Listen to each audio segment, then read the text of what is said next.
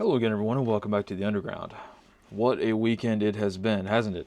I know everyone's pretty busy. I myself am procrastinating on a lot of other work I should be doing, but I thought that since these kind of thoughts were fresh in my mind, I would go ahead and throw together a very informal, unorganized, unscripted, sort of hot wash after action review for some of the things that I think would be beneficial to explain, some of the things that I did, some of the things that I wrote, some of the things that I checked, following the developing story of Donald Trump's assassination attempt.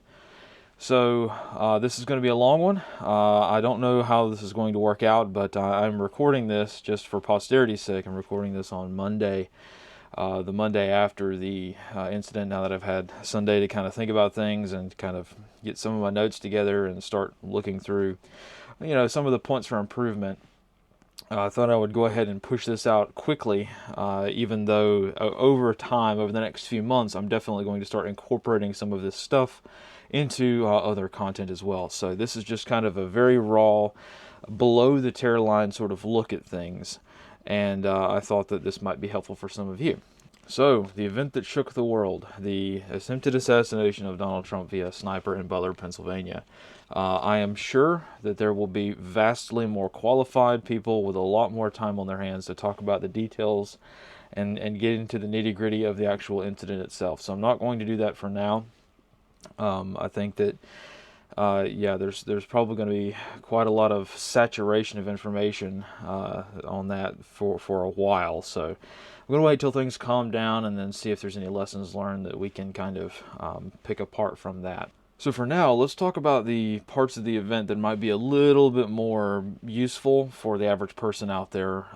Basically, the strategy of there's a very important, very earth-shattering event, some sort of current event that's going on, and it's time sensitive, and we don't know if this is an indicator of something more substantial or more serious.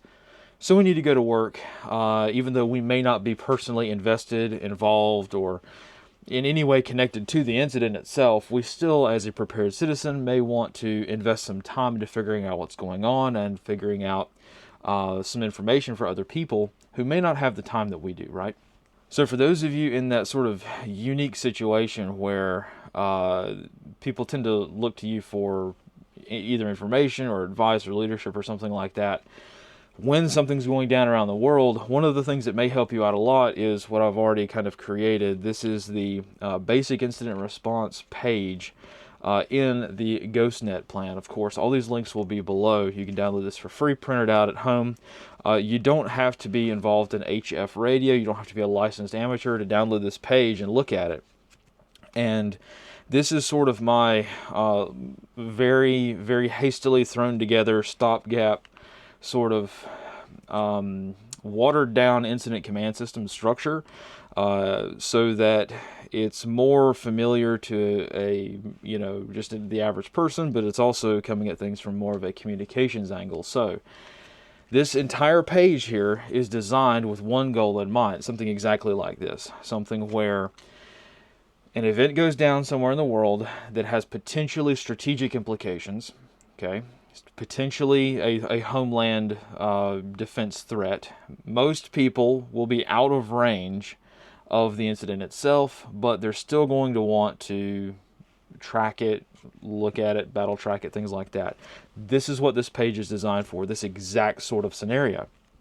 So if you just run down this, I've gone over this in other videos as well, but you can just read the page yourself. This is roughly what I started with. So just kind of cutting right to the chase with regards to my initial notification of the incident. I was notified via a variety of means, all sort of at once. But therein lies the first sort of point of improvement for myself. Many of you know that I am exceptionally hard to get a hold of nowadays. I'm sort of like a digital hermit when it comes to comms in the internet world. So, I spend a lot of time, away from immediate communications. Cell coverage in my area is very, very bad where I live, so I don't tend to use my cell phone a whole lot. I don't even have a smartphone anymore that has data on it. So most of the communication that I use is going to come from a Wi-Fi hotspot, or or it's going to come, if I'm, say, out of range of that Wi-Fi hotspot, it's going to come via radio or Meshtastic. So that's kind of the things that I rely on nowadays for everyday comms. Now, the reason I bring this up is because in classic fashion, the very minute that something important happens, I'm away from my computer, right? So I was actually PTing at the time, and it is only happenstance. It was only happenstance that I wasn't out, rucking or something like that, and I was away from my Wi-Fi hotspot. So I was still within range of my Wi-Fi hotspots. So that was good that I got these notifications. Otherwise, I would have probably been an hour behind everybody else. So that's, something on me. I need to figure out a better way my family can communicate with me fairly easily because it's, line of sight comms is very decently easy in my area. But for like the interwebs, getting notification that something's going on in Pennsylvania, I got to find a better way of doing that because almost all the comms methods that I have get clogged up with spam pretty quickly, or they're just useless, or I'll get 3,000 people sending me, messages that aren't super accurate, and I just don't have the time to go through a lot of this stuff. But anyway, I will figure something out. But it's just kind of one of those things where, I can't live on my computer. I mean, I do most of the time anyway, but still, there are going to be times when I'm not within cell coverage and a world incident goes down and I need to be able to figure out what's going on. So that's on me to figure that out, because otherwise it could have been, I could have lost a lot of time. But anyway, of course my family could have gotten a hold of me as always, but still, like, satellite messengers, they're great, they're fantastic, but I can't wait 10 minutes to get a text saying, hey, something's going on. 10 minutes is a lot better than an hour, but still, it would be great if I could figure out a way for internet-based stuff to kind of come in a little bit easier. But in any case, just kind of being aware that the time when you decide to not take your radio on a run, that's when something's going to happen. The time where you decide to, I'll leave my Meshtastic, back in the house. I don't need to take it out to the garden with me. That's the time where somebody needs to send you a text, right?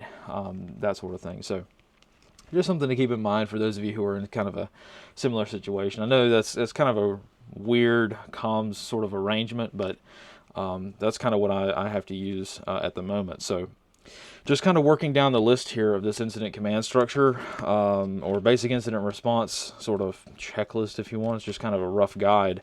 Once I figured out something was going on in Pennsylvania, of course, stopped everything I was doing, started working the issue.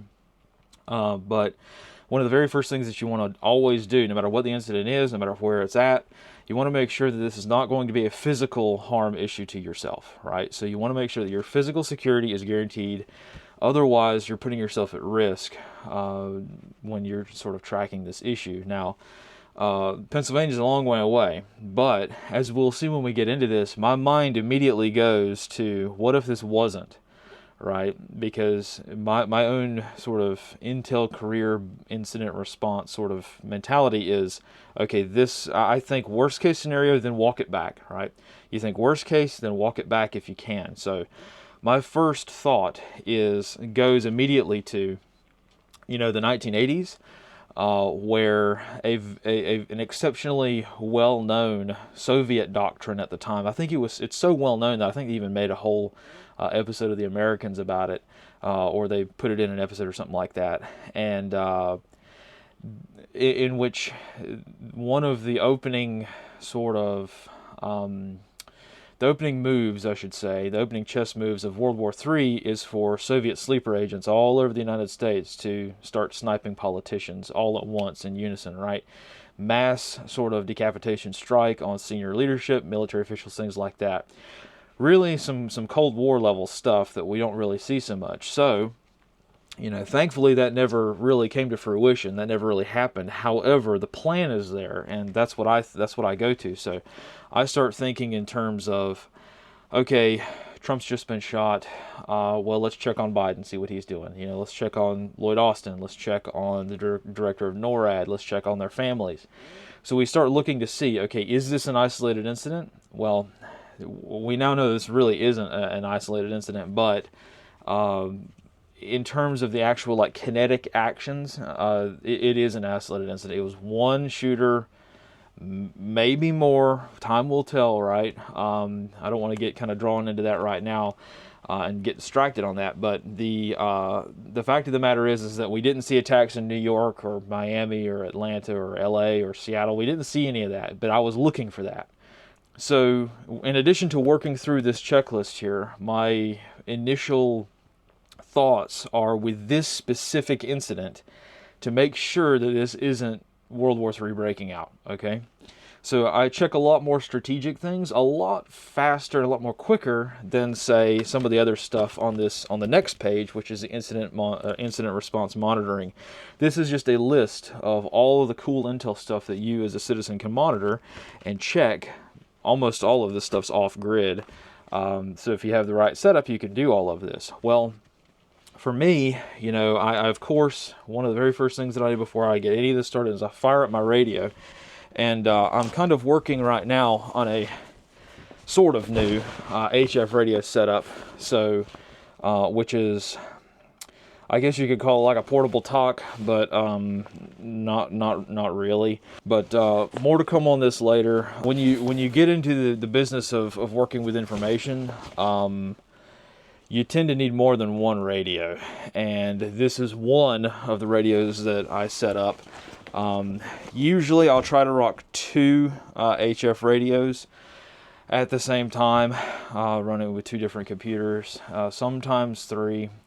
During the incident, I had one up first, and then I got the second one up and going, because the second one I have to string up an antenna for. I can't just plug in to a pre-existing antenna. But in any case, setting up the radio is important to do first so that JS8 call and the GhostNet stuff here can have time to work, and you can have time to start developing heartbeats and start linking together. I know a lot of you out there who probably aren't invested in the sort of GhostNet idea would really appreciate some more information on this, and trust me, I'm getting there. I will break this down more simply than I have. I'm sorry that I had to start at kind of like a mid-level to advanced situation, but we'll get back to the basics. The basics are harder to teach than some of the advanced stuff, actually. So I'll figure that out in due time. But you know, when the clock is ticking, chop chop. You know, I don't have time to explain all of this, which is why it's important to read this stuff ahead of time. So I think that's a good segue to talking about the wire reports that I wrote, and some of the stuff that's in the wire reports that probably didn't make any sense to anyone unless you are familiar with some of the stuff I've talked about in the past. So if someone forwarded a wire report to you and you have no idea about any of the other like content I've made in the past, I'm sure a lot of this will be kind of confusing to you. So let me take a moment just to go over some of the more confusing aspects of the two wire reports that I put out on this issue. And hopefully that will show you, along with going over this basic incident response cycle here, hopefully this will show you some of the things that I'm checking on as time goes on. So right here we have, this is the post that I made on Twitter. This is the first wire report that I did. This is the fastest one that I could get out, you know, within a reasonable amount of time, just a few minutes notice. And this was posted at 7:03 p.m. on July 13th. So, let's go over one of the very first things that probably confused a lot of people, and that is the precedence. So right at the very top, right at the very top of that message, if you'll hear when I record these, I say precedence is blank, right? Most of the time it's precedence is routine. Routine standard message. There are 4 message precedent levels. I'm very loosely going by the 4 precedent levels that have been established by military doctrine, by naval communications doctrine, so on and so forth. So routine is obviously routine. It's just like it sounds. The next one up in terms of importance, the one you need to get out a little bit faster, is priority. I've sent out a few of those over the past almost year. I've been doing these, well, regularly at least. And priority is just a little bit more important. Immediate is read this right now sort of thing. It is something that is immediately threatening to the homeland, things of like a 9/11 nature, president or presidential candidate being attempted to be assassinated sort of thing. This is a textbook case of send an immediate message. Now the last one is flash. Flash traffic is like, stop what you're doing, immediately take cover sort of thing. Flash traffic messages. This one should have been a flash. I probably should have sent that one out as a flash because it's so important. We may see a flash message, but my own line of thinking is that flash messages, for me to send out a flash message, that means that it's probably not going to be on Twitter. There will definitely not be an audio version for it because I'm going to be typing. It's going to be full of typos, just like a real, military flash traffic message. It's going to be sent out 1 or 2 sentences, and that will be it. It will be followed up by an immediate message or a routine message or a priority message or something like that, which is exactly what I did. So I sent out the first message that was a notification that something had gone down, very broad, strategic message, not a lot of details, just kind of like a notification. And as we can see from, the message itself, the video version that I did, I'm cranking these out. I've got a template and everything ready to go, but unfortunately I forgot to change the date on the template. So the video and the audio that went along with this, I forgot that it wasn't July 12th, it was July 13th. So I had that typo in there, and that was probably quite confusing. Now I can change the text on a post, right? But I can't change text that's embedded in a video. So I had to put out a brief correction, which I did on Twitter here. You can see that I corrected that, but still something to learn for later, little typos really need to be kind of avoided, even in the heat of the moment.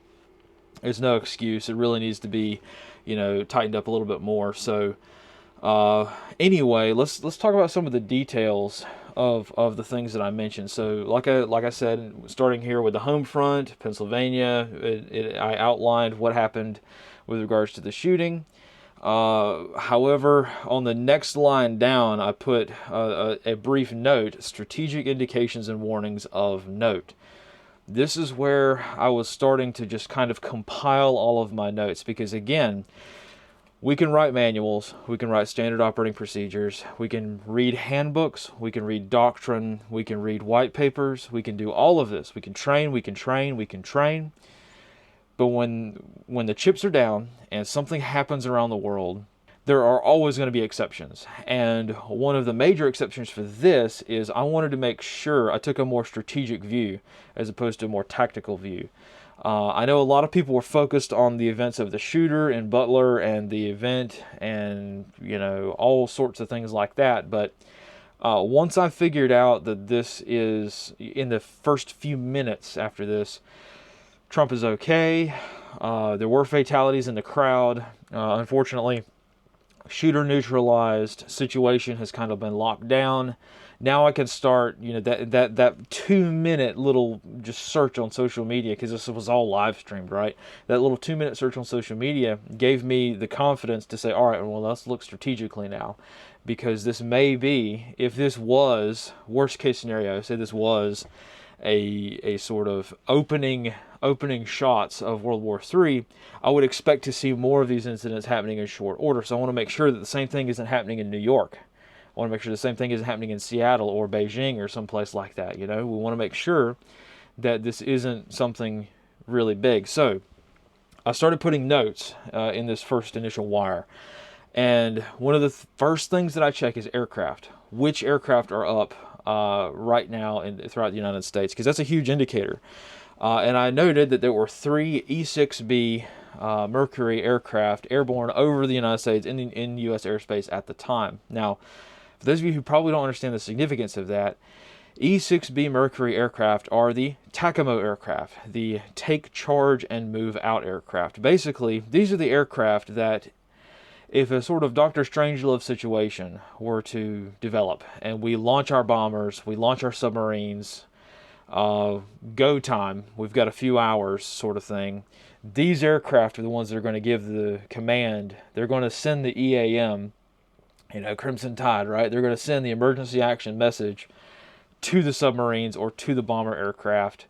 The system has been revamped quite a bit over the years, but these are the aircraft that can do that. There are land-based options for sure, but generally speaking, the reason we keep an eye on E-6B aircraft is because if you've got 3 over American airspace and they're just kind of chilling, they're hanging out, they're doing maybe some training here and there. I saw that. I wish I had gotten a screenshot of it at the time to show you what I was looking at. But there was one off the coast, off the West Coast. There was one down in the Gulf, and there was one off the East Coast. So fairly typical summer training profile. There's almost always one of these airborne at any given time in the United States. So if you see one flying around, it's not just an indication of, oh my God, World War III is going to start. No, they train most of the time. What's going to be really sketchy is if I'm looking at 3 aircraft on the map and they disappear because they turn their transponders off. That's a big indicator that World War III just started. Because these aircraft, what they're going to do is they're going to go to their pre-established communications boxes. They're going to trail a several mile long antenna out the back of the aircraft, and they're going to transmit a radio message down to submarines waiting to launch the nuclear devices. So, again, keeping an eye on E-6B aircraft, having an ADSB setup so that you can track them yourself and you get a notification when they're coming overhead. That's a pretty, interesting thing if you wanted to kind of get involved with that. I've covered this quite a lot in the, tactical SIGINT stuff that I've done so far. But for those of you who aren't sort of aware of the importance of this, I wanted to note it. And I also noted, just to clarify for people who don't have the time to check this stuff, right? If you're on the road, if you're in your office and all you see is a text and you can click on this wire report and pull it up, you want to be able to do this because you might not be able to get to some of these platforms on your phone or something. So I also noted, let everyone know that the E-6B aircraft are active and airborne, but I also noted that none appear to have diverted from their course or mission, and at least 2 of them had conducted normal training exercises that day. So that's something that is reassuring. So you've got the concern and then reassurance, right? Worst case, then walk it back. That's what we're trying to do, right? The next statement that I made is the HFGCS and the BERNET. So this is the High Frequency Global Communication System. It's the same thing, but it's on the ground. Well, it's not the same thing. Okay, it's very different. But it's sort of the same thing, but it's on the ground, and this is for communicating from the ground to bomber aircraft in the air. So, again, all of these messages are encrypted, so we can pick them up, we can receive them, and we can count the characters in them. And there's a few people that do this as like they're, this is the kind of OSINT thing they've decided to kind of pinpoint in on. It's very fascinating if you want to get into tracking HFGCS or BERNET messages. But most of the time, these messages they're not encrypted in the way that you might want to think. The message is sent out in plain text, so you're not just going to get static, but the message is coded, right? So we can count the number of characters that are sent. The Russians, unencrypted analog, right? Because when World War III breaks out, you want the ability for any radio basically to pick up the message, and you want the least problems with your radio when it comes to Russian aircraft. Plus, they haven't really made the jump to digital just yet, but you see the idea.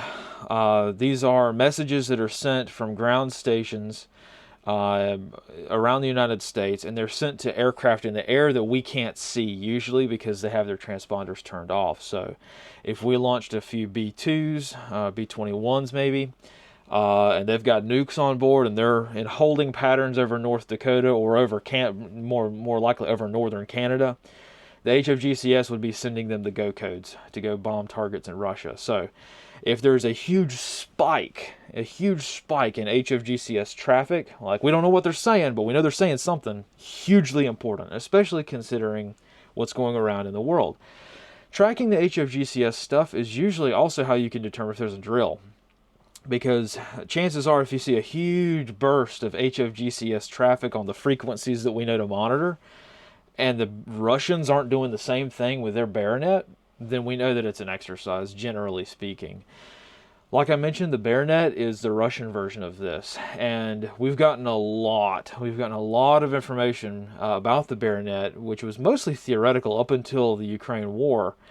But now that we've gotten a lot more information about the Baronet, we know a lot of call signs, a lot of frequencies, schedules, things like that, because the Russians use the Baronet to launch attacks on Ukraine. So they've kind of changed this up a little bit because they've gotten wise that the Ukrainians and the Americans and everyone in the whole world is aware that they take one of their Bear bombers, that's what's called the Baronet.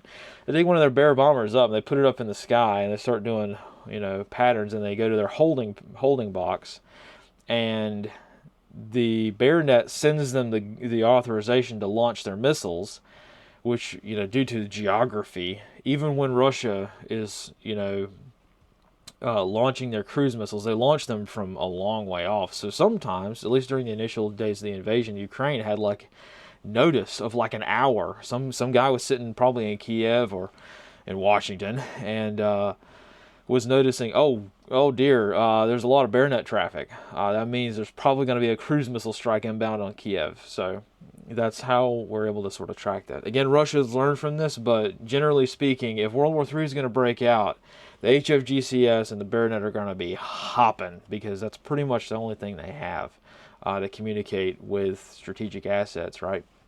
We like to think that the world of the military super secret nuke stuff is all high speed James Bond, Mission Impossible kind of stuff, and it could not be further from the truth. All of this stuff goes back to the 1950s.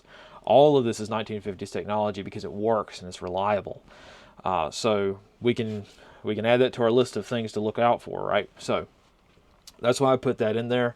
And then again, me thinking more strategically, I want to make sure, hey, this would be a fantastic time for China to pull some stuff down there in the South China Sea. So I wanted to make sure that everyone was in fact aware that there were Chinese aircraft incursions at the exact same time.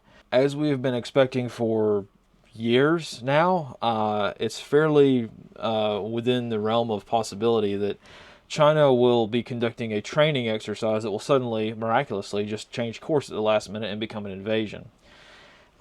This is debatable in the defense community, and I personally think there's going to be a lot more indicators than that. But if China wanted to pull some shenanigans, if they wanted to go down there and mess around with the Philippines and Scarborough Shoal, if we wanted to do something at Kinmen Island, perhaps, they would probably seek to do this during a time when the United States is in shambles, right?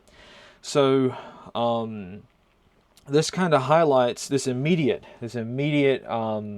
notice highlights a few things, doesn't it? It highlights what's going on locally, the reason for this important message, to notify people of what's going on, but it's also me starting to work through some of the strategic stuff, right?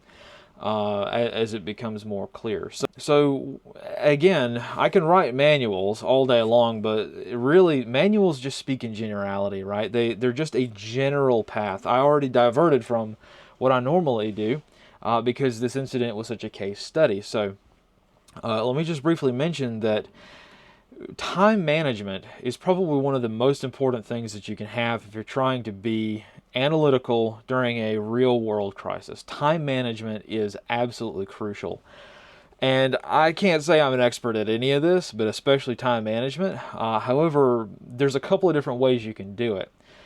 What I prefer to do, if I've got 15 minutes to get some information together, what you can do is, of course, work expands to fill the time allotted. So if you only got 15 minutes, you can't be expected to produce too much. But what I prefer to do is look at, ordinarily what I prefer to do is look at local, what's going on in Butler, Pennsylvania. Okay, check, got some basic knowledge on that. Now let's look at Pennsylvania, the whole state. see what's going on there. Okay, now once we've got kind of a good scenario, nothing's really going on. Let's look at the nation. Is anything else going on around the country? Okay, well, see what else is going on around the country, and then the world. Is there any major event going on around the world? Can you imagine if the Houthis in Yemen decided to do a USS Cole attempt, at least, during this time? Can you imagine if the Russians decided to hack Starlink and do some DDoS attacks on Starlink to bring it down or degrade its services? Can you imagine if the Chinese decided to attack Wall Street? Even though trading wasn't going on, it was the weekend, right? That could still have a pretty big effect, and everyone would be chasing their own tail trying to figure out what is going on. This is a classic Russian tactic. This is a classic Chinese tactic. They love watching the Americans scramble around. So I'm absolutely astounded they didn't do this, because I was expecting it, which is why I chose to kind of very loosely keep an eye on global events. Now, like I mentioned, you can go local, regional, national, and then global. You can do that. But what I did in this case was a little different, and it's kind of a different situation if you have a more strategic view of things. I went local, global, regional, global, national, global, and then ended up with global again. So I tended to bounce back and forth between each of the layers to make sure that there wasn't some kind of, Beirut bombing situation or USS Cole situation or some kind of Taiwan Strait thing or some kind of massive offensive in Ukraine that's going to involve America or something like that, because the global news takes a while to spin through. Now, fortunately, none of this happened. This was just an isolated incident, localized to Butler. There was nothing going on anywhere else. But we did not know this at the time. And if we're talking about working that first 10 minutes of the issue, you got to start working on these things. So, kind of a chaotic situation, isn't it? Well, at that moment that I kind of made a sort of an executive decision, so to speak. Once I had pushed this report out and I had a good basis for understanding that it's not really a global thing, there's not anything major going on around the planet. This is an isolated assassination attempt, right? Once I made that call that the danger was over, the shooter was neutralized, there were fatalities, unfortunately, but the fatalities were not going to continue. This was not going to affect anyone else, once the event had reached a sort of pause, right? I went ahead and called for a GhostNet drill. So I called for a Snap GhostNet drill. I posted about it on Twitter here, and I put it on all the platforms that I kind of manage. And this was kind of a way of reminding people who had not already gotten on GhostNet to try, right? This is exactly what we're training for, and we really, really, really do not get hardly any training opportunities where we can take advantage of the chaos, the stress, the adrenaline, the fact that we didn't choose the time, we didn't choose the date. We didn't, you've got 5 minutes to get your antenna up, go sort of thing. I can call for snap drills all day long, and I have done this before, and I will probably do this more. In addition to the regular comms nets, this is not, this kind of breaks the GhostNet away from what, I think most of their ham stuff is, which is just a hobby sort of thing. No, this is operational stuff, right? We're staying within the parameters of the hobby because it's all on HF radio. So, there's really no way other than to stay within the parameters of the ham radio hobby to use HF radio, right? So you have to kind of come at it from the hobby angle. It's not like LMR. It's not like business band stuff. You have to really come at HF through the hobby, right? But this is a good reminder to make sure your gear works, get it up and going. This is your test, right? We don't get very many of them. Like I said, I can call for snap drills all the time, but I can't duplicate adrenaline, okay? I cannot duplicate a hectic world situation. I can't duplicate fear, okay? I can't induce that. So taking advantage of a real world event to create a real world readiness test, just like from the movie Crimson Tide, right? All of you guys remember the scene where Gene Hackman calls a missile drill when they've got a real fire on board the vessel.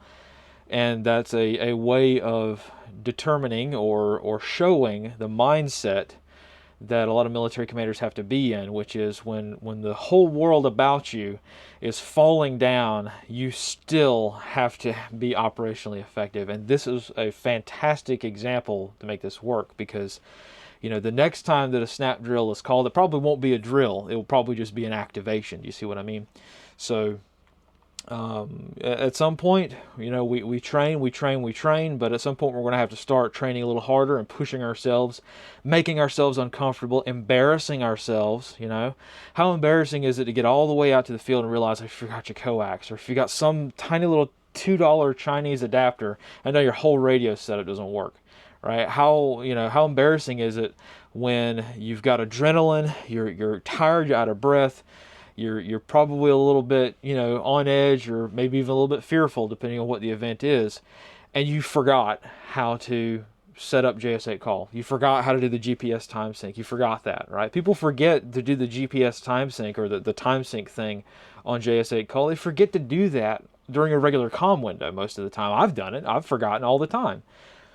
So now, did you forget? Did you forget during the adrenaline? Did you forget when you've got your phone, you're looking through Twitter, you're reading wire reports, the whole world's burning down, right? And you still are expected to be a professional when it comes to communications. So again, you can't replicate this stuff very easily, so I thought it was a great training opportunity. And I will say, I am absolutely proud of how it turned out. There were dozens of people on GhostNet. Even before I got on GhostNet, there were people on GhostNet sending heartbeats, sending pings. There were a few people talking about the assassination attempt sort of thing.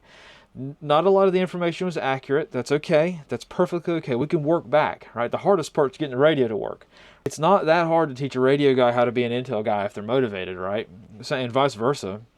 You can do the same thing backwards. But again, prioritizing report formats, salute reports, SALT reports, whatever you want to do. I saw a few of those.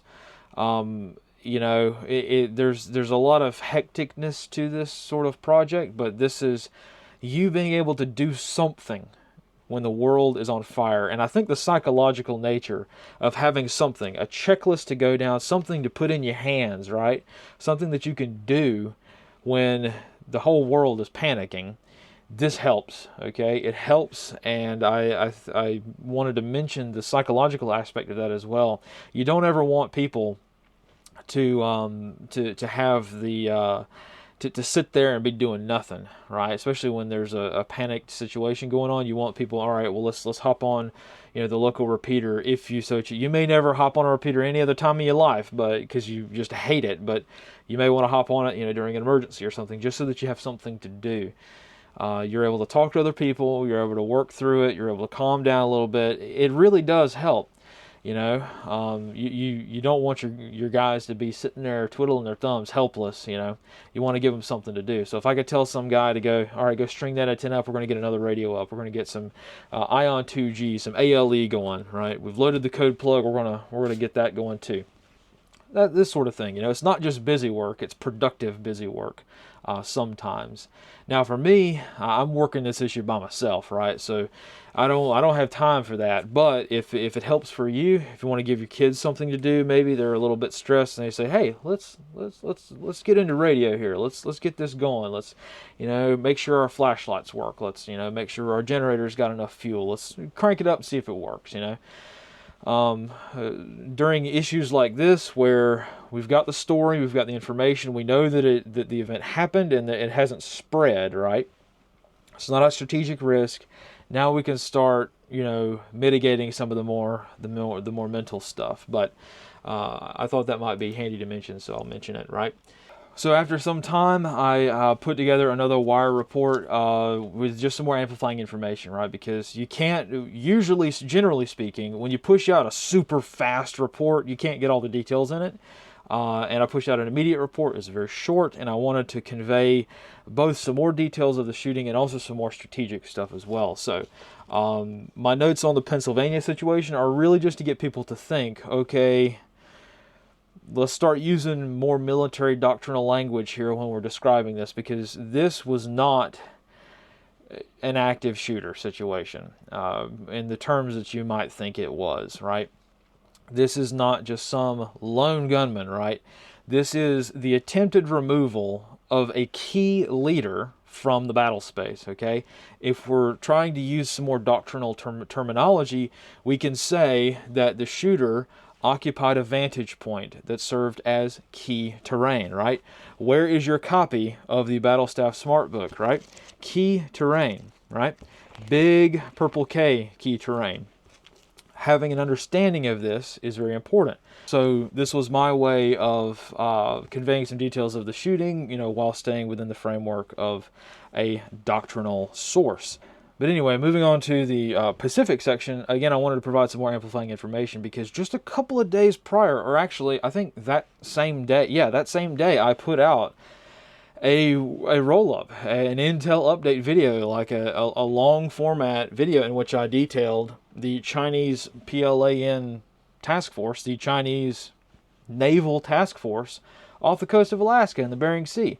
Now, I don't know if any of you out there have a map, but that's a pretty long way from China. The Chinese vessels in the Bering Sea. I don't think it's the first time they've done it.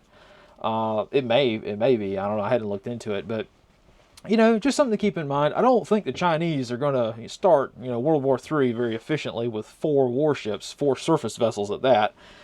But again, if the Chinese wanted to poke us when we're down, and they love doing that, then I would have expected something to occur there. Especially since there's a Coast Guard vessel, just a standard cutter out there shadowing them. But again, that intel was stale by a few days, so I don't know where the Chinese ships are at. Like, the Coast Guard hasn't said anything, there's really no information on it, so I wanted to remind people, hey, this is kind of a thing that you need to be aware of, right? Also, on with regards to airspace stuff, I wanted to mention, because I forgot to mention initially, I wanted to mention TFRs. So again, right when Trump is shot is when I would expect to see a Chinese spy balloon, over Montana or something like that. So if this was a coordinated thing. Now, of course, the spy balloon thing takes weeks to get to America, unless they're launched domestically, which I think some of them are. But this is exactly the time that I would want to see the Chinese testing us, because they know, look, it's become very palpably obvious that the Commander-in-Chief of the U.S. Armed Forces is not exactly, a strategic asset, if you know what I mean. So, we know that Lloyd Austin's running the show, and we also know Lloyd Austin is not a healthy man. He's got some very serious medical issues, and he doesn't appear to be, up to scratch on that as well. So, if I were the Chinese, that's exactly what I would do. Oh, we find out something major is going on in the U.S. Let's poke. Let's do something. I'm surprised the Russians didn't the Russians at all times. The Russians having a cooler or two sitting off the East Coast just to mess with us, and to give our P8s and P3s something to go look at. But I'm surprised they didn't surface and send a message or something like that, or do something to mess with us, because they love doing this stuff. So again, didn't see any of that, but I wanted to make people aware. Also, I wanted to call attention to the fact that the FAA did not issue any TFRs. There were no airspace closures, and I absolutely would have expected that. Because, look, we issue nationwide ground stops because a Boeing aircraft has a loose bolt. Why, FAA, why did we not issue a ground stop for 30 minutes? That's it. Nationwide ground stop for 30 minutes.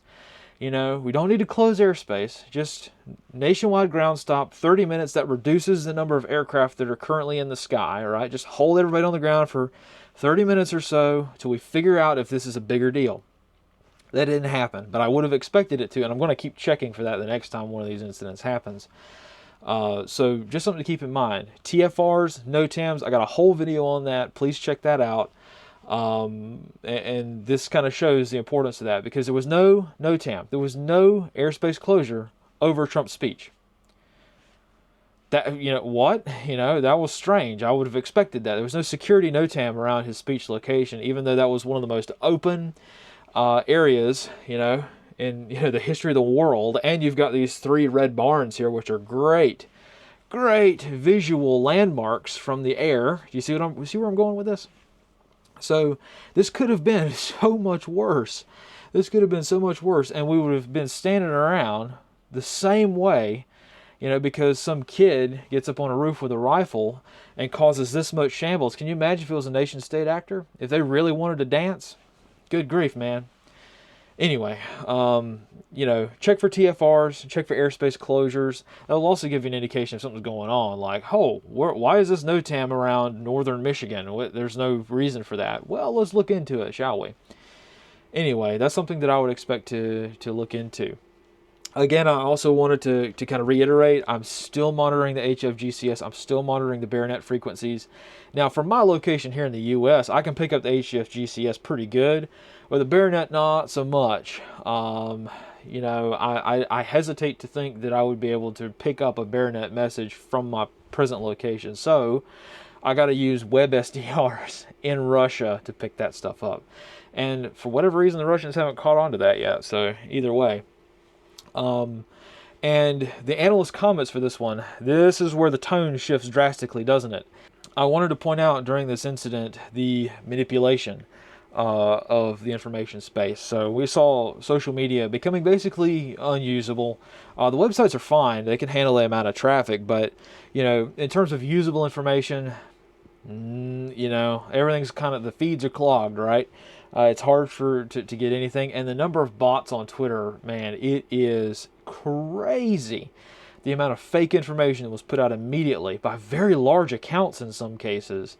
Very large influencers, very large accounts, blatantly false information. There is absolutely no way it's true. And it gets pushed out there like it's fact. I spent several hours just trying to find more details. Anything helps, right? But all I get is just 4chan posts, right? The 4chan scandal, right? Do you think the sniper who shot the, bad guy is going to hop on 4chan within 2 hours of, a major shooting? No, this guy's not even going to be on the internet. This guy's going to be, sequestered. This is going to be a huge, investigation. He's not going to be posting on 4chan. I can't believe that I have to, that anyone would believe that, and yet here we are, So anyway, I think people just want something to latch onto. And look, man, if you're going to latch onto something, latch onto some of the stuff that I've latched onto, because at least it's a little bit more productive. Hop on the BARENet, try to, work some HF stuff. Anyway, and then I also mentioned at the bottom of that, the bottom of the second report, that just kind of plant the seed for later, just for posterity, right? Because those people out there in the field who are data archivers, man, they have got a tough job, right? Even people who just like to hoard data for fun, man, it was a rough weekend for you guys out there, because basically trying to scrape the internet of any detail before the FBI goes in there and deletes it was a tough task, right? So far, guy's social media, non-existent. He's a computer science guy, computer nerd, with no social media history. Okay. Ideologically motivated, but so extreme that he didn't want to share any of his ideology with anyone else. So, it really is important for the data preservation efforts to occur, especially in the few minutes after an incident like this. Super important. And, I'm not one of those people, but I know there are a lot of people out there who do that sort of thing, and we will have time over the next 20, 30, 40 years to debate this incident. So yeah, hopefully this helps some of you out there. I know that some of this more long, verbose kind of content isn't for everyone, but hopefully this shows some of the more, behind the scenes kind of things that I do when I'm looking at incidents like this. When it comes to assassination attempts on a president, when it comes to, sniper attacks, things like that, I am interested in it, and I do care. I really do, especially considering there were fatalities here. These people, the innocent people, lost their lives in this attack. So this is not, the outcome of this was not good. However, stepping back and having a more strategically minded, prepared citizen sort of mindset, I think that this could have been so much worse, and I am looking at all of the indicators that kind of point to gross incompetency on a very, very embarrassing scale. So, again, just keeping an eye out. There doesn't seem to be any interest. There was no interest in any of this amongst the feds. Like I mentioned earlier, E6Bs, carried on with their normal exercises, no problem. Biden, his security detail, I would have imagined that Biden would have been shuffled off stage, man. You know, like you have an incident where his opponent is getting shot. Well, what if it was a malign actor that had him targeted as well? So why did the Secret Service not pull him off stage? One, it would have given him an excuse to not, have to do an interview or anything for a couple of days. But they didn't increase the security at the White House. No military base increased security. No strategic aircraft went up. No combat air patrol aircraft went up. It's like our country just somehow forgot the importance of this. Now, granted, I know that Donald Trump is not president right now. He is a candidate, but he's also a former president. The same thing would happen if this happened to Obama, right? The same level of importance, but perhaps a little bit more importantly, considering the status of the world today, if you know what I mean. So, some people might go so far as to say that, the government not doing any of this strategic stuff is kind of an indication of something, isn't it? I don't know if I'd go that far. I think that one of the bigger questions of this generation is going to be incompetence or malice. Was this just people being stupid at every single chain in that chain of causation? Was every link in that chain an idiot? Or was this a deliberate thing that it included a few idiots so it didn't succeed? But I don't know. All I know is that I've got a list of things to look at, strategic indications and warnings, look and see what the world is doing, figure out within that initial time window, is this something more serious? And then once we figure out, okay, it's not, this is an assassination attempt, so it is very serious, or a fatality, so this is horrific, right? This is not good, but it's not like missiles are flying right now. That's the way that I took this from the very start, because we're talking about removing key leaders from the battle space. Again, doctrinal terms here. This is the kind of thing that you have to be concerned about. If it was say a gas pipeline, getting a cyber attack, my response would be completely different, night and day, right? Completely different, right? But because this is such a high-profile thing, because of this brutality, this was not good, and I approached things a certain way, and I'm trying to kind of realize, all right, look, this was a litmus test, right? This was a test for everyone. This was a test for the people in the crowd. Were they prepared? Did they have medical supplies on them? It's 2024. If you're not carrying an IFAK on you basically at all times, what are you doing? Especially in a crowded venue where Trump has literally been directly threatened by the establishment. Look at the language that has come out, from the left since then. It's like every mainstream media outlet is just so crestfallen that the potential assassin missed. I can't think of a more inappropriate response to this on a strategic, level. But I don't know. Maybe it's just me, but it seems like the smell of the DC Beltway has changed quite a bit, and it's gotten a lot more foul over the past few years, more so than in the past. It's never really been a good area, but still, man. I can't think of a more inappropriate response.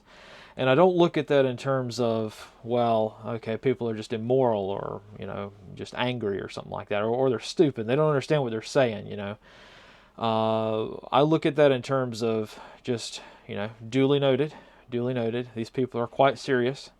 And I think a lot of people are looking at that the same way. So, I don't want to get into the politics of it too much, but this matters for this, It really does. If you're looking through basic incident response, you're trying to take the professional, collared shirt view of things. If you're trying to, remove political bias from an analysis sort of thing, you can't ignore this stuff anymore, right? The fact that we've got mainstream media reporters and very big celebrities saying, "Oh shucks, the assassin failed." That comes back to this first column right here, personal security. Because let me tell you something. If I lived in a city that was full of people like this, I wouldn't want to get popped by some idiot who was motivated because they're pushing, right? There is not a cooling of tensions, right? The White House can do their cute little press statements all they want to. So, we need to calm down, right? And then they immediately say, oh, we're going to keep calling Trump a threat to democracy. Threat, threat, threat, right? Less than 24 hours later, like, either way, politics, I'm exasperated with, generally speaking. But look, man, this is one of those things where if I lived in a more liberal area, I would be very, very concerned. I would say, you know what? Based on all these people who are, calling for further violence against Trump, maybe let's put off that, grocery shopping another day. Let's maybe not go to the park today. Let's maybe, stick around our neighborhood. Let's maybe, not go on the long walk today. Let's take a shorter walk around our neighborhood, sort of thing. Just something to keep in mind. I really hate to kind of bring in some of these more negative things to it, but you really have to think about this stuff now, because a nationwide incident, something that happened in Pennsylvania, has the ability to affect me and you, right? So it's not fear-mongering to kind of think of these things. No, we don't have to dwell on it, but it would be wise to consider this. And I think that coming back to a more succinct plan, if you want to use this as a reference, good. If you want to use some of the stuff I've already done and some of the training I've already, kind of outlined, some of the products I've already made on this, by all means, this is a good way to get started. You can build your own. I'm working on some more things to make that a little bit easier for people out there. But it's the world's getting to be a pretty crazy, kinetic place. I think things will calm down one way or the other after the election. But right now, man, it's pretty crazy. At some point we're going to have to reach some kind of equilibrium. Really. For now, it's really, really important to sit down, have a calm way of reacting to things. And if you're in the information space and you want to put those kind of skills to good use, then you've got time to do that. So, we need to take advantage of the training opportunities to really test ourselves and see what we're really made of when it comes to this kind of thing, because we don't get too many training exercises. There's not going to be too many training incidents that come up. There's going to be more along the lines of real stuff come up. So, again, hopefully this was helpful. I don't know when I'm going to have this edited and out, but I hope I'll have it done by this coming week so that we can kind of get this out the door. But for right now, I've got a lot more work to do. I've procrastinated on a lot of other stuff as well. This whole thing has kind of derailed my schedule. I'm already behind on a lot of other stuff. So that's pretty much all I've got for today. Thank you again, all of you, for your support. I know I don't say it enough, but I really do mean it, because I wouldn't be able to do any of this stuff without you guys supporting me. So I really do appreciate that, even though I can't really show it super effectively sometimes, or I forget, I really am appreciative for all of this, especially considering that this has put us in a good situation so that we can help each other out and we can do a lot more good stuff in an increasingly crazy world, right? So thank you guys all for that, and I guess we'll see you next time. And just like always, fight in the shade.